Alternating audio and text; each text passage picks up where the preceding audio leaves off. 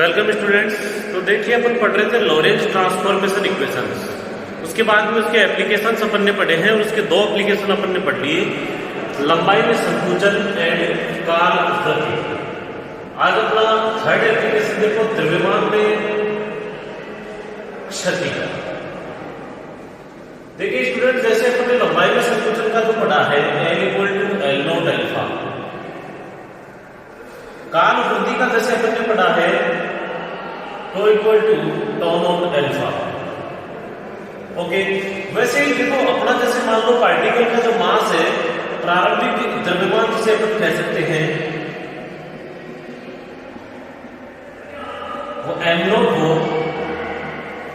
गतिशील पार्टिकल का जो मास है, स्थिर पार्टिकल का मास m0, तो गतिशील पार्टिकल का जो मास है वो m हो, तो इसका भी देखो m=m0 अल्फा हो सकता है।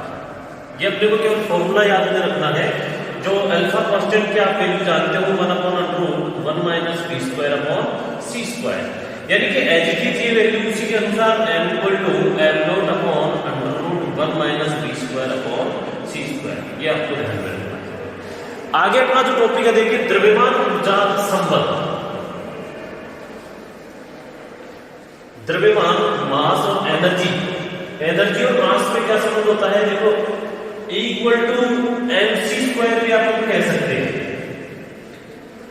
देखिए एनर्जी मास का ही दूसरा रूप है।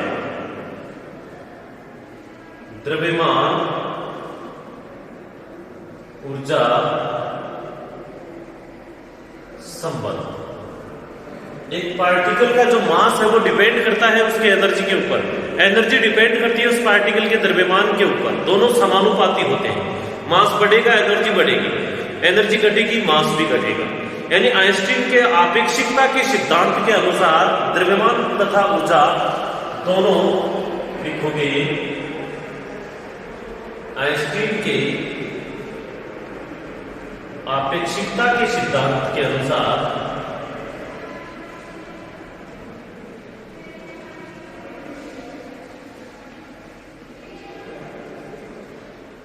द्रव्यमान तथा ऊर्जा दोनों एक ही भौतिक राशि के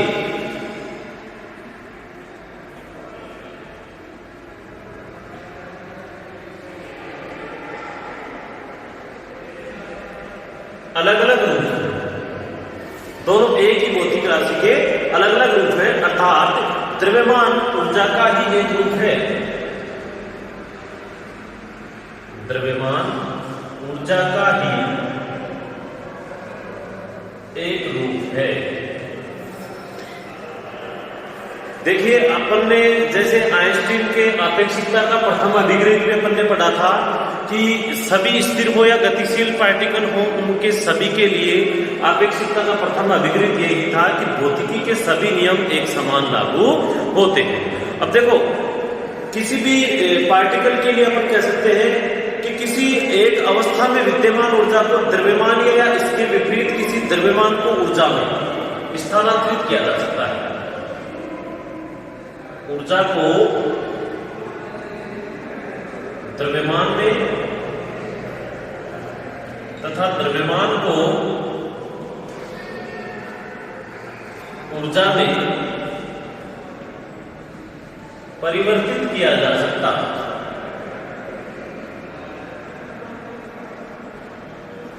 ऊर्जा को द्रव्यमान में और द्रव्यमान को ऊर्जा में परिवर्तित किया जा सकता है। इसके बाद में अपन ने देखो कार्य ऊर्जा पर में पढ़ी थी कि गतिज ऊर्जा में वृद्धि इक्वल होती है किसी के कण द्वारा किए गए कार्य के। क्योंकि हम जानते हैं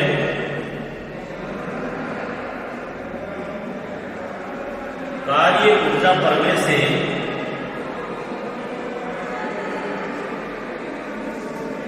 गतिज ऊर्जा में वृद्धि कण द्वारा किए गए कार्य, गतिज ऊर्जा में जो वृद्धि है वो कण द्वारा किए गए कार्य के बराबर होती है। अर्थात ई के डी ई के डेल ए भी कह सकते हैं और डेल ओमेगा कैसे कहते हैं अपने पास में, डेल इक्वल टू डेल जो डब्ल्यू वर्क के इक्वल आई थी, कार्य चक्र में थी, अपन इसमें अवकल रूप में लिख रहे थे डी ई के equal to D omega. W equal to क्या होता है, एफ डी एक्स, तो इसे क्या लिख दोगे, एफ डॉट डी एक्स। ठीक है, फिर देखिए न्यूटन का जो सेकंड लॉ है वो क्या है, क्योंकि न्यूटन के द्वितीय नियमानुसार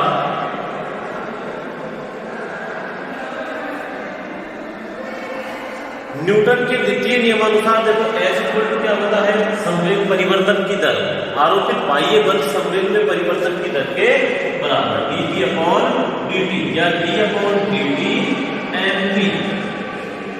ओके, इक्वेशन 1 और इक्वेशन 2।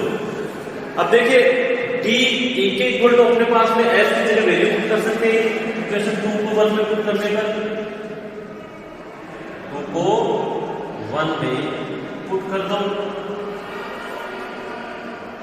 ये गतिज ऊर्जा के लिए काइनेटिक एनर्जी को k से डिनोट कर दिया यहाँ पर।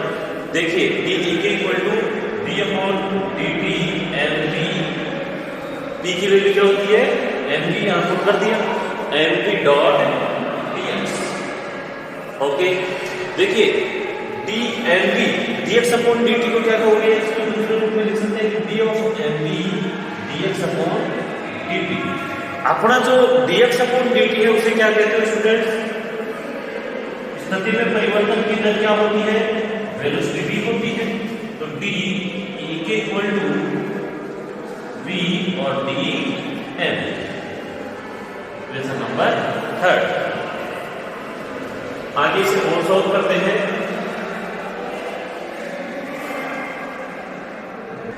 ओके, देखिए एक बार m का कर दोगे, एक बार इसका v के सापेक्ष कर दोगे, तो d e के इक्वल टू क्या हो जाएगा, फर्स्ट अपन ने v का कर दोगे, सॉरी m ऐसे कैसे, तो एक भी अपने के पास में है, ऐसे कैसे, फिर क्या हो जाएगा dv हो जाएगा, फिर प्लस v ऐसे कैसे रह जाएगा, और m का कर दोगे dm। ठीक है, अब देखिए v वेग से गतिशील कण के द्रव्यमान का, या अपन अभी पीछे पढ़े द्रव्यमान स्थिति के अनुसार v वेग से गतिशील कण के द्रव्यमान m इक्वल टू कैलकुलेशन होता है m not upon under root 1 minus v square upon c square से। ठीक है, तो इक्वेशन नंबर इससे 4 दे दो। देखिए अपना जो वैल्यू है m स्क्वायर के अंदर इसे चेंज कर लेते हैं। ठीक है, m स्क्वायर के अंदर चेंज कर लेते हैं, फिर आगे वैल्यू को m स्क्वायर के रूप में ही पुट करेंगे। m square equal to m not upon 1 minus v square upon c square, ये भी क्या हो जाएगा m नॉट स्क्वायर। ठीक है, अब देखिए वर्गमूल करोगे तो m square 1 minus v square c square equal to m not square, m square minus m square v square upon c square equal to, यहाँ से c स्क्वायर एलसीएम ले लो, उसको इसी अनुरूप चेंज कर दो, m square c square minus equal to m not square c square. Okay, यही equation हो गई m square c square equal to, इस पार्ट को उधर ले जाओ, m square c square equal to m not square c square plus m square v square.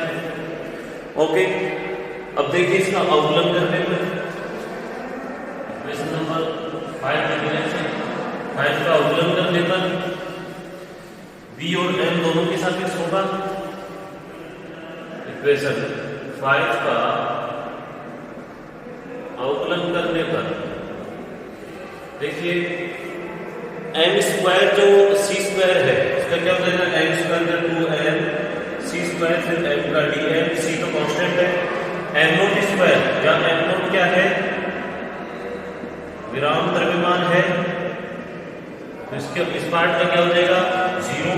फिर आगे देखो m स्क्वायर v स्क्वायर का 2m v square dm plus फिर v स्क्वायर का करोगे तो क्या हो जाएगा 2v m स्क्वायर dv। देखो 2m कंप्लीट में कॉमन है, क्या आ जाएगा c square dm equal to v square dm plus 2m, ये 2m तो कॉमन ले लिया ना, mv dv। ठीक है, v स्क्वायर dm और mv dv को क्या पुट करोगे इक्वेशन नंबर 6 के वजह से, इक्वेशन 4 को इक्वेशन 6 में पुट करो, c square dm equal to D की c square dm equal to क्या आ गया डी के। ठीक है, अब जब कण को विराम अवस्था से, ये लिखोगे लाइन कि विराम अवस्था से v नहीं दिया जाता है तो उसका द्रव्यमान m नॉट से m हो जाता है और उसकी गतिज ऊर्जा 0 से e के तक बढ़ जाती है। तो ये लाइन लिखोगे, जब कण को विराम अवस्था से वेग v दिया जाता है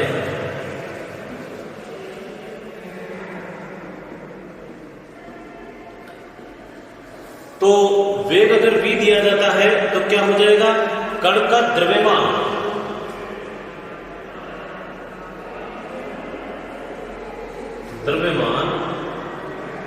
m नॉट से m हो जाता है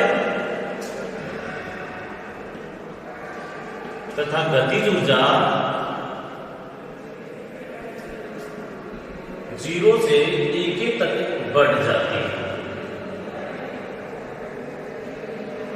जो काइनेटिक एनर्जी है वो कहां से कहां तक, 0 से e के तक वृद्धि हो जाती है। तो इस इक्वेशन का जो समाकलन करेंगे अपन इक्वेशन 7 का समाकलन करने को कहां से कहां तक बढ़ेगी, 0 से e के तक, और मास जो है c स्क्वायर dm m कहां से कहां तक, m नॉट से m तक dm। ओके, इसे सोल्व करेंगे स्टूडेंट्स द्रव्यमान ऊर्जा संबंध के लिए। ये तो देखो क्या हो जाएगा आपका e के है, लिमिट भी e के, तो e के हो जाएगी इसकी वैल्यू यहां पर c स्क्वायर, और m का क्या हो जाएगा, लिमिट है इसकी कहां से कहां तक, m नॉट से m तक, तो e के equal to mc square minus m not c square, equation number है। यानी कि mc स्क्वायर और m नॉट c स्क्वायर, जो m नॉट c स्क्वायर है उसकी विराम ऊर्जा है, ये भी लिखोगे पद अलग अलग। इक्वेशन 8 में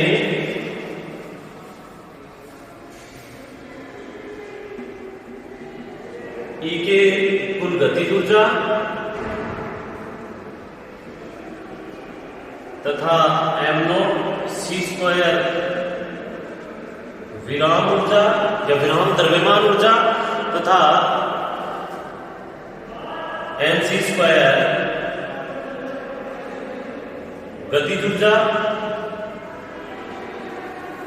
विराम गतिज ऊर्जा, और ये गतिज ऊर्जा क्या है, गतिज द्रव्यमान m के रूप में है, इसलिए देखो E इक्वल टू क्या कह दोगे, m नॉट c स्क्वायर जो है उसे क्या कह सकते हैं अपन, यानी कि कण की कुल ऊर्जा E उसकी विराम ऊर्जा m नॉट c स्क्वायर तथा गतिज ऊर्जा के योग के तुल्य होती है। तो E इक्वल टू क्या कह सकते हो आप, m नॉट c स्क्वायर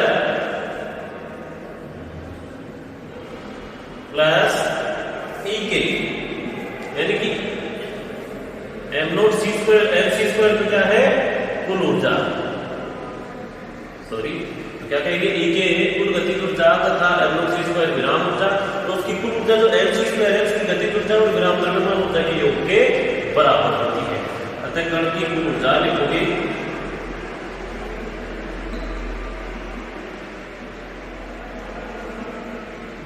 उसकी गतिज ऊर्जा तथा विराम द्रव्यमान ऊर्जा के